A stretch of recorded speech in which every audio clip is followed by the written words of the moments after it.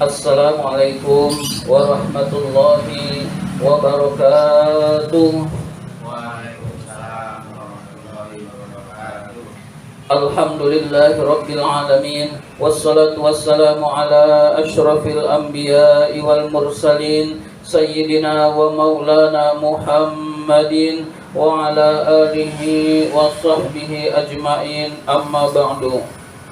Puji syukur marilah senantiasa kita panjatkan kehadirat Allah Subhanahu wa Ta'ala yang tidak henti-hentinya memberikan nikmat-nikmatnya kepada kita, di antaranya nikmat kesehatan, nikmat umur panjang, dan terutama nikmat iman dan Islam, sehingga kita bisa tetap melaksanakan perintah-perintah Allah, yaitu sholat maghrib berjamaah dan dilanjutkan dengan menuntut ilmu di jalan Allah. Nikmat Allah yang tidak terhitung. Allah Subhanahu wa Ta'ala memerintahkan kepada kita untuk bersyukur terhadap nikmat-nikmat Allah tersebut. Nikmat Allah yang tidak terhingga hendaklah kita syukuri. Syukuri dengan menggunakan anugerah nikmat Allah itu sesuai dengan yang Allah perintahkan. Allah perintahkan kita sholat, maka kita laksanakan sholat dengan sebaik-baiknya karena kita cinta kepada Allah Subhanahu wa Ta'ala. Sholat yang dilakukan dengan ikhlas, dengan penuh kesenangan, dengan penuh ketentraman adalah bukti seorang hamba cinta kepada Allah Subhanahu wa Ta'ala. Salawat dan salam semoga Allah limpahkan pada junjungan kita, kecintaan kita, baginda Nabi besar Muhammad sallallahu alaihi wasallam beserta para keluarganya, para sahabatnya, dan kepada kita sebagai pengikut ajarannya. Seperti biasa, marilah kita awali taklim kita dengan bersama-sama membaca surat Al-Fatihah. Ila hadratin Nabi Mustafa Rasulullah sallallahu alaihi wasallam wa ila mu'allifi hadzal kitab asy-Syaikh al-Imam Barakatul Anam Abdullah Ba'lawi Al-Haddad rahimahullah, nafa'anallahu bihi wa bi 'ulumihi fid dharain amin. Al-Fatihah. A'udzu billahi minasy syaithanir rajim. Bismillahirrahmanirrahim. Alhamdulillahi rabbil alamin. Ar-Rahmanir Rahim. Maliki yaumiddin. Iyyaka na'budu wa iyyaka nasta'in. Ihdinas siratal mustaqim. Siratal ladzina an'amta 'alaihim ghairil maghdubi 'alaihim waladdallin. Amin. Marilah kita lanjutkan taklim kita, pembahasan kitab An-Nasaihud Diniyah ini masih halaman 55. Masih halaman 55. Baris kelima dari bawah. Baris kelima dari bawah.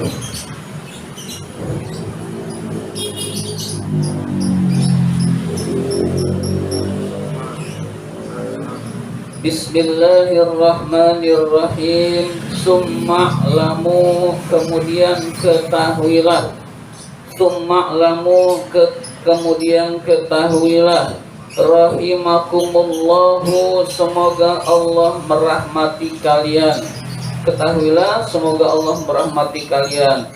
Ketahuilah, anna qari'al Qur'ani, bahwa pembaca Al-Quran, wa hafidhahu, dan orang yang menghafalkannya, pembaca dan penghafal Al-Quran, indallahi bimakanin, memiliki kedudukan tinggi di sisi Allah Subhanahu wa Ta'ala. Jadi ketahuilah bahwa pembaca Quran, penghafal Al-Quran, kedudukannya tinggi di sisi Allah Subhanahu wa Ta'ala. Jadi kalau kita ingin mendapatkan kedudukan tinggi di sisi Allah, jadilah penghafal Al-Quran, jadilah pembaca Al-Quran. kita niatkan dalam hati kita, mulai saat ini saya ingin menghafalkan Al-Quran. Kita targetkan dalam diri kita, hati kita, sebelum meninggal dunia saya hafal Al-Quran. Niatkan seperti itu. Nanti Allah bantu. Mengenai nanti niatnya tercapai atau tidak, tapi pahala sudah pasti diberikan oleh Allah Subhanahu wa Ta'ala. Penghafal Al-Quran itu nilainya lebih tinggi daripada pembaca Al-Quran. Mengapa demikian? Karena kalau orang menghafalkan Quran, sudah pasti banyak membaca, mengulang-ulang. Berarti mengisi waktu dengan bacaan Al-Quran sampai hafal, maka nilainya lebih tinggi dari pembaca Al-Quran. Namun pembaca Al-Quran saja sudah mulia di sisi Allah Subhanahu wa Ta'ala. Jadi mulai saat ini tanamkan diri kita, luangkan waktu, miliki waktu buat baca Quran, hadirin sekalian. Waktu khusus yang kita dalam keadaan bersuci, kita dalam keadaan menghadap kiblat, lalu kita konsentrasinya kepada bacaan Al-Quran. Miliki waktu khusus, insya Allah bisa. Nah, kalau kita sudah bisa, kita memiliki kedudukan yang tinggi di sisi Allah Subhanahu wa Ta'ala. Yang sulit itu istiqomah terus menerus. Kalau suatu saat kita mungkin pernah, tapi bisa istiqomah terus membaca Al-Quran, itu yang sulit, hadirin sekalian. Nah, kita usahakan menjadi penghafal Al-Quran dan pembaca Al-Quranul Karim, hadirin sekalian.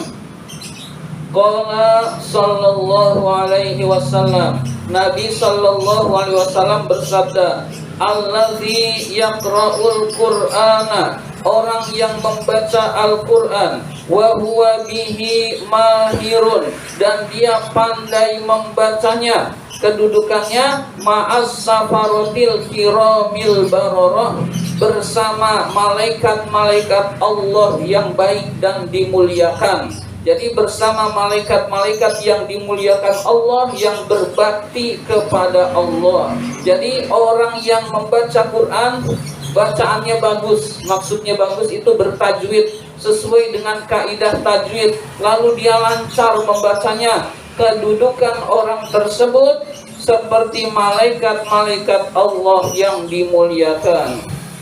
Walladzi yaqra'uhu, dan orang yang membacanya, membaca Al-Quran, wa yatata'tahu fihi, wa yatata'ta'u fihi, dan dia terbata-bata membacanya, wa huwa alaihi syakun, dan dia kesulitan membacanya karena baru belajar atau karena dia masih pemula, lahu ajrani, maka baginya 2 pahala. Jadi orang yang belajar Quran, baca Qurannya kesulitan, terbata-bata, dia kesulitan membaca Quran, maka dia mendapatkan 2 pahala. Pahala membaca Al-Quran dan pahala kesulitan dia membaca. Kita luar biasa Al-Quran ini. Kesulitan membaca Al-Quran dijadikan pahala oleh Allah Subhanahu wa Ta'ala.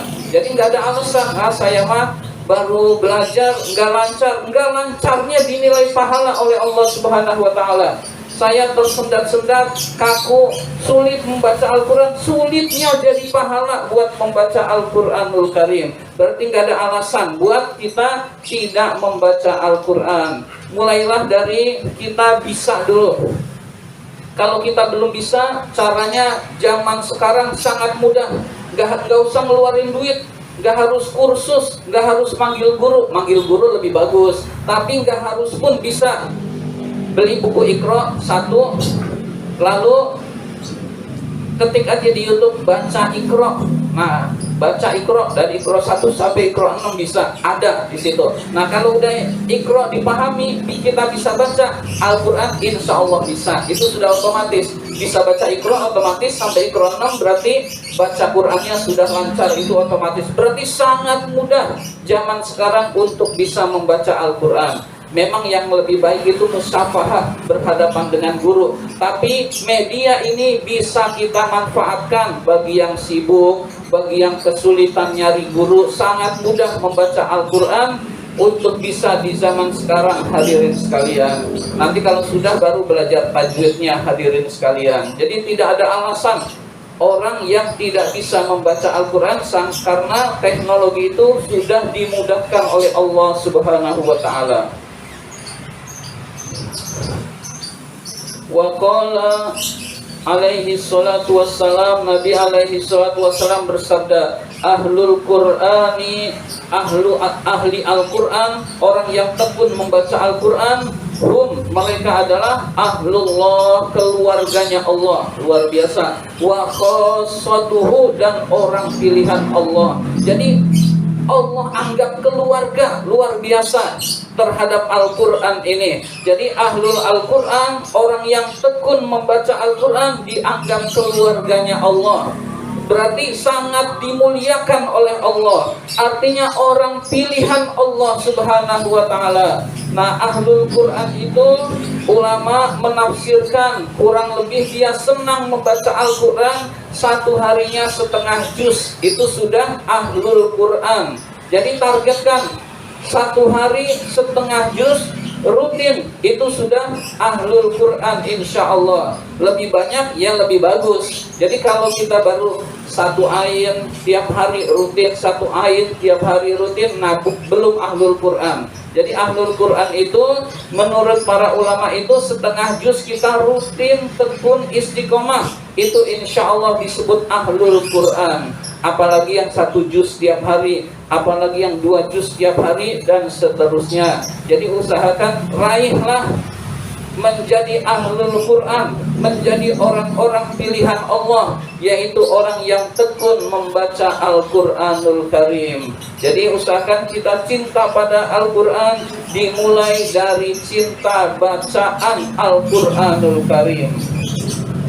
Ila ghairi zalika, dan banyak lagi hal itu tentang hadis-hadis minal fadaili, berupa keutamaan-keutamaan, allati waradat biha al-akhbarul katsiratu syahiratu, yang dijelaskan oleh hadis-hadis yang banyak, yang masyhur tentang bacaan Al-Quran. Jadi banyak, ini hanya cuplikan hadis, hanya 2 hadis. Hadis-hadis tentang keutamaan Al-Quran, keutamaan membaca Al-Quran itu sangat banyak dan sangat terkenal. Jadi 2 hadis ini sudah cukup menunjukkan bahwa orang yang membaca Al-Quran kedudukannya tinggi di sisi Allah Subhanahu wa ta'ala.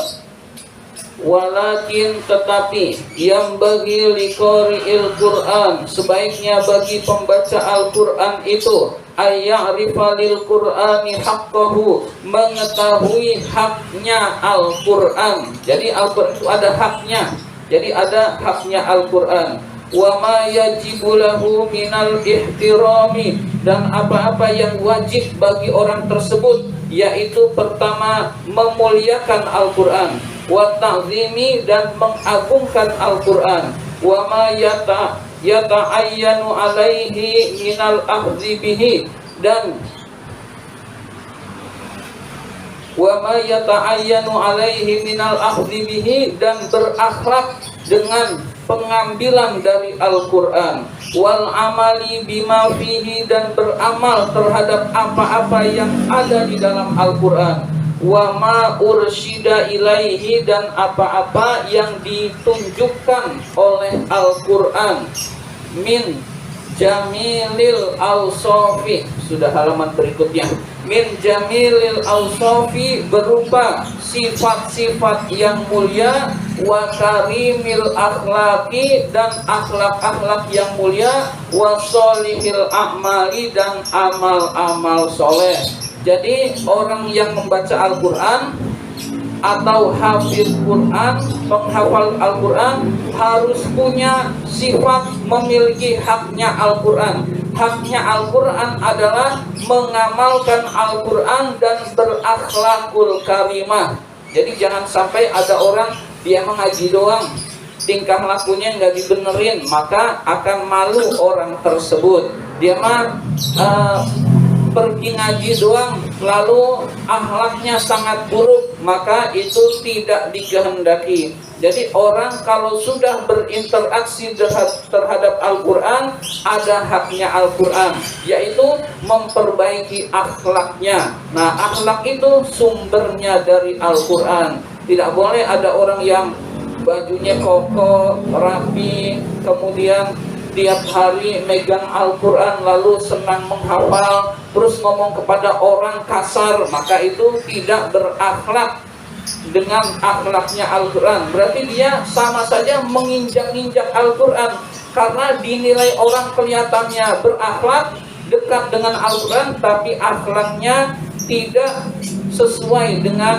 ajaran-ajaran Al-Quran. Jadi orang yang membaca Al-Quran, menghafal Al-Quran harus memperbaiki akhlaknya. Wa hadza in kana matluban min amatil muslimina. Ini sebenarnya semuanya dituntut untuk seluruh kaum muslimin. Jadi berakhlak itu sebenarnya buat kaum muslimin juga harus. Fahuwa ala qari'il Qur'ani aujabu wa akadu. Tetapi untuk pembaca Al-Quran lebih wajib dan lebih ditekankan. Jadi berakhlak kepada Al-Quran, berakhlakul karimah, melaksanakan ajaran-ajaran Al-Quran adalah wajib bagi kaum muslimin. Tetapi untuk pembaca Al-Quran lebih wajib lagi, lebih ditekankan lagi, karena dia menyandang ahlul Quran, karena dia tiap harinya membaca Al-Quran. Berarti orang yang membaca Al-Quran akhlaknya harus diperbaiki, hadirin sekalian. Jadi kita niat dalam hati ingin menjadi penghafal Al-Quran, ingin menjadi orang yang tekun membaca Al-Quranul Karim. Wa huwa bihi ajdaru wa aula. Dia pembaca Al-Quran itu lebih penting dan lebih utama. Li fadlihi, karena keutamaan dia. Wa fadli ma ma'ahu, dan keutamaan apa-apa yang bersamanya, yaitu min kitabillahi, kitab Allah.